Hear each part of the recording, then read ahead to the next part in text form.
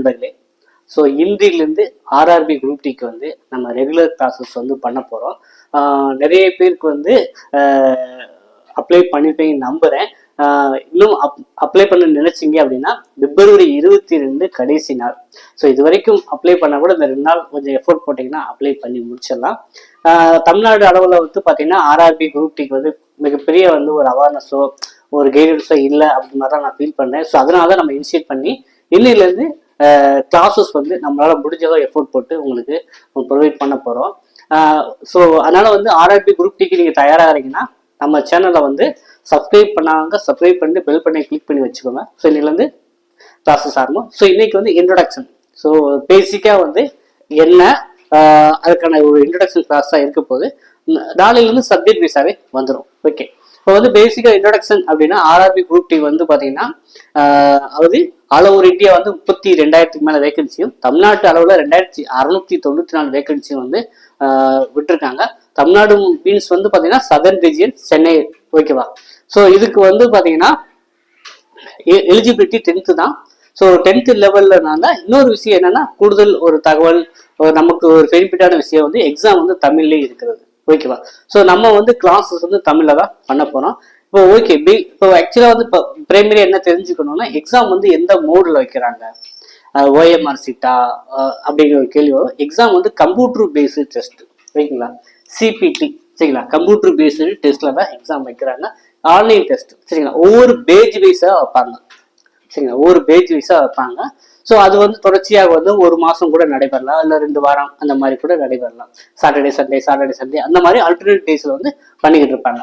Okay, அப்புறம் வந்து இந்த சிபிடியில் வந்து மேக்ஸுக்கு வந்து 25 மதிப்பெண், ஜென்ரல் இன்டெலிஜென்ஸ் அண்ட் ரீசனிங் 30 மதிப்பெண், ஜெனரல் ஸ்டடீஸ் அண்டு கரண்ட் அஃபேர்ஸ்க்கு 20 மதிப்பெண், சயின்ஸுக்கு 25, மொத்தம் வந்து 100 மதிப்பெண்ணுக்கு வந்து கேட்குறாங்க. நெகட்டிவ் மார்க் உண்டு. நெகட்டிவ் மார்க் எப்படின்னா 1/3 நெகட்டிவ் மார்க் சொல்றாங்க. அப்படின்னா நீங்க வந்து ஒரு 60 கொஸ்டின் வந்து கரெக்டா பண்ணிருக்கீங்க, அதுல வந்து ஒரு கொஸ்டின் ராங்கா பண்ணிட்டீங்க, அப்ப 59 வந்து கரெக்டு, 1 வந்து ராங் அப்படின்னா உங்களுக்கு இந்த 0.33 மார்க் வந்து இந்த 59ல இருந்து கழியும். 59 மைனஸ் வந்து 0.33 அப்படின்னா 58.67 வரும். சரிங்களா? ஸோ இந்த மாதிரி வந்து உங்களுக்கு மார்க் வந்து குறையும். ஓகேங்களா? ஸோ இந்த மாதிரி தான் வந்து நெகட்டிவ் மார்க் வந்து டிடெக்ட் பண்ணுவாங்க. ஸோ இதுவுமே நம்ம பிரைமரியா தெரிஞ்சு கொள்ள வேண்டிய விஷயம். அப்போ வந்து கம்ப்யூட்டர் பேஸ்ட் டெஸ்ட் இந்த டாபிக்லாம் அவங்க கவர் பண்றாங்க. நெகட்டிவ் மார்க் உண்டு. சரி, இதை முடிச்ச உடனே பிசிக்கலி எஃபிஷியன்சி டெஸ்ட்னு வைக்கிறாங்க. ஸோ பேசுறாங்க, இதுல எவ்வளவு மார்க் எடுத்தாங்களோ அவர் கட் ஆஃப் வைப்பாங்க. இதுல இருந்து ஃபில்டர் பண்ணி 1:3 இந்த அடிப்படையில. சரிங்களா? 1:3 அப்படின்னா ஒரு போஸ்ட்டுக்கு வந்து 3 பேர் வந்து இந்த பிசிக்கலி எஃபிஷியன்சி டெஸ்ட்டுக்கு வந்து போவாங்க. ஸோ இது வந்து பாத்தீங்கன்னா நம்ம ஆரம்பத்தில் சொல்லிங்கன்னா ரன்னிங் இருக்கும், அப்புறம் வந்து வெயிட்டை போட்டு தூக்கிட்டு நீங்க ஓடுற இல்லை நடக்கிற மாதிரி இருக்கும். சரிங்களா? ஸோ அதுக்கு வந்து பாத்தீங்கன்னா ஆண்களுக்கு வந்து பாத்தீங்கன்னா 1 நிமிடம் 40 செகண்ட்ல வந்து நீங்க 1 கிலோமீட்டர் கடக்கணும். பெண்களை வந்து பாத்தீங்கன்னா 5 நிமிடம் சம்திங் கொடுத்துருக்காங்க. 5 நிமிடம் அந்த சரி அக்யூட் வெளி தெரியல, 5 மினிட்ஸ் கொடுத்துருக்காங்க. அவங்க வந்து 1 கிலோமீட்டர் வந்து கடந்தாங்க ரன்னிங்ல. அதே போல வந்து ஆண்களுக்கு வந்து 35 வெயிட்டை வந்து தூக்கிட்டு 200 மீட்டர் வந்து ஓடுறதா நடக்கிறதா இருக்கும்.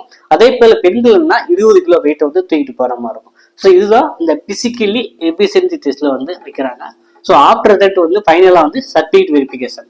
ஓகேவா? ஸோ இந்த மாதிரி பொசிஷன்ல தான் அவங்க வந்து ஆட்களை தேர்வு செய்யறாங்க. ஓகே, ஸோ நம்ம இதுக்கு தயாராகணும் அப்படின்னா பிரைமரியா என்ன வேணா சிலபஸ் வந்து நம்ம அந்த என்னென்ன நம்ம முதல்ல பிரிண்ட் அவுட் எடுத்து வச்சுக்கணும். சிலபஸ் வந்து முதல்ல நம்ம ஸ்டடி பண்ணணும். சரிங்களா?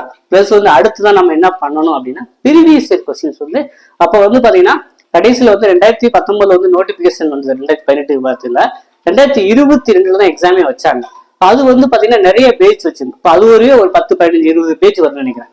ஸோ 20 பேஜுக்கான அந்த ப்ரீவியஸ் செட்டை நம்ம பார்த்தாலே அதுல பாதி கொஸ்டின்ஸ் அப்படியே ரிப்பீட் ஆகும் வாய்ப்பு இருக்கு. அப்போ வந்து ப்ரீவியஸ் இயர் கொஸ்டினை கொஞ்சம் ஒர்க் அவுட் பண்ணணும். நீங்க எப்படிலாம் கேட்டிருக்காங்கிறத அதன் அடிப்படையில் நீங்க தயாராகினீங்க அப்படின்னா ஸோ ஈஸியா வந்து இந்த எக்ஸாம் ஈஸியா கிராக் பண்ணிடலாம். அப்புறம் வந்து டெய்லி ப்ராக்டிஸ் இருக்கணும். சரிங்களா? டெய்லி 1/2 hour 1 hourனாச்சும் நீங்க டே டு டே வந்து ப்ராக்டிஸ் பண்ணீங்கன்னா இதுல வந்து பாத்தீங்கன்னா உங்களுக்கு வந்து ஜென்ரல் இன்டெலிஜென்ட் ரீசனிங் அப்புறம் மேக்ஸ்க்கு வந்து நிறைய ஒர்க் அவுட் பண்ணீங்கன்னா இதுல இருந்தே அவர் 55 மார்க் வந்தது. ஸோ இதுக்கு வந்து பாத்தீங்கன்னா நம்ம வந்து மனப்பாடம் பண்ண தேவையில்லை. இந்த வே ஆஃப் ப்ராக்டிஸ் இருந்துச்சுன்னா நீங்க வந்து அதிக மதிப்பெண் எடுக்க முடியும். அதனாலதான் வந்து டெய்லி பேஸ்ல நீங்க ப்ராக்டிஸ் பண்ணணும். அப்புறம் வந்து மாடல் டெஸ்ட் இருந்தா அதை போட்டு பார்க்கணும். ஸோ இந்த மாதிரி பீரியட்ல நீங்க ஒர்க் அவுட் பண்ணாலே கண்டிப்பா வந்து உங்களாலையும் குரூப் டி எக்ஸாம் வந்து கிராக் பண்ணி ஸ்டார்டிங்லேயே ஒரு 35,000 சம்பளத்துல வந்து வேலைக்கு ஜாயின் பண்ண முடியுங்க. ஸோ இதுக்கு வந்து பாத்தீங்கன்னா விண்ணப்பிக்கிறதுக்கு இன்னும் 2 நாள் தான் இருக்கு. ஸோ நம்ம வந்து பாத்தீங்கன்னா ப்ரீவியஸ் கொஸ்டின் அனலைஸ் பண்ணி டே டு டேல வந்து ப்ராசஸ் வந்து ஸ்டார்ட் பண்ண போறோம். ஸோ உங்களுக்கு பிரைமரியா உங்களுக்கு எல்லாமே டவுட் கிளியர் பண்ணிருப்பேன்னு நம்புறேன். ஸோ இது சம்பந்தமா உங்களுக்கு இன்னமும் டவுட்ஸ் இருக்குன்னா கமெண்ட்ல தெரிவிங்க. நம்ம அடுத்த காணொலியில் ப்ராசஸ் வரும்போது உங்களுக்கு கிளாரிஃபை பண்ணிட்டு ப்ராசஸ் கண்டினியூ பண்ணலாம். ஸோ அதனால ப்ரிப்பேர் பண்றவங்க புதுசா பாக்குறவங்க நம்ம சேனலை மறக்காம சப்ஸ்கிரைப் பண்ணி வச்சுக்கோங்க. இந்த காணொலி வந்து பிடிச்சிருந்தா மறக்காம லைக் பண்ணி வச்சிருங்க. மீண்டும் சந்திப்போம். நன்றி, வணக்கம்.